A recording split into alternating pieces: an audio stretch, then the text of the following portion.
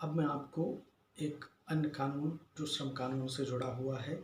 उपादान भुगतान अधिनियम 1972, जिसको हम ग्रेजुटी एक्ट अंग्रेजी में कहते हैं, उसके नाम से भी जानते हैं। यह कानून प्रत्येक कारखाने,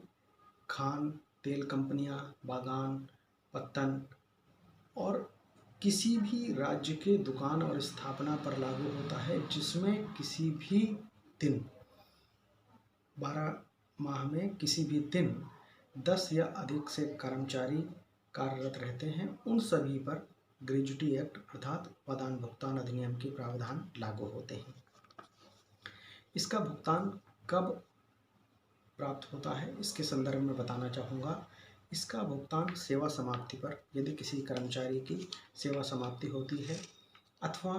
कम से कम 5 वर्ष तक उस कर्मचारी ने उस संस्थान में कार्य किया हुआ है और उसके बाद वो सेवा से परित्याग करता है, उस दशा में अथवा कर्मचारी की मृत्यु होने पर उनके आश्रित को उपादान की राशि प्राप्त होती है। किसी भी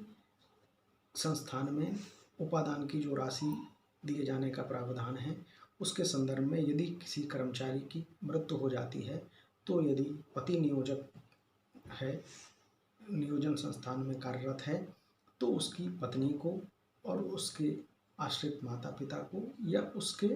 विवाहित या अविवाहित बच्चों को, यदि पुत्र जो है उसका निधन हो जाती है तो उसकी विधवा एवं उसके पुत्र को, इसी प्रकार यदि किसी की पत्नी है तो उसके पति को, और पति है तो उसके पत्नी को उपादान की राशि मृत्यु के उपरांत पाने की पात्रता है। उपादान के लिए एक अन्य महत्वपूर्ण बिंदु ये है कि यदि कर्मचारी का सेवानिवृत्त होता है या कर्मचारी 5 वर्ष बाद अन्यत्र जाता है तो वो अपने नियोजक संस्थान को उपादान की राशि प्राप्त करने के लिए आवेदन प्रस्तुत करेगा और उस आवेदन पर उनके सक्षम जो पदाधिकारी हैं वो उसका निराकरण करते हुए और उसको उपादान की राशि प्रदान करेंगे। परंतु यदि किन्हीं कारणों से उपादान की राशि प्रदान नहीं की जाती है तो उस कर्मचारी को या उसके आश्रित को यह अधिकार है कि इस आदेश के विरुद्ध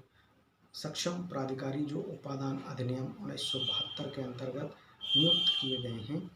उनके समक्ष आवेदन कर सकता है और जहां पर दोनों पक्षों की सुनवाई के उपरांत उनको निर्धारित उपादान की राशि प्राप्त हो सकेगी। और यदि उसके उपरांत भी उपादान की राशि पर आदेश पारित होने के उपरांत या आदेश पारित नहीं होने के उपरांत विपक्ष में आदेश पारित होने के उपरांत उसकी अपीलिंग प्राधिकारी को करने का प्रावधान है और जहां से उपादान की राशि हेतु उस कर्मचारी, उस आवेदक या उसके आश्रित को उपादान की राशि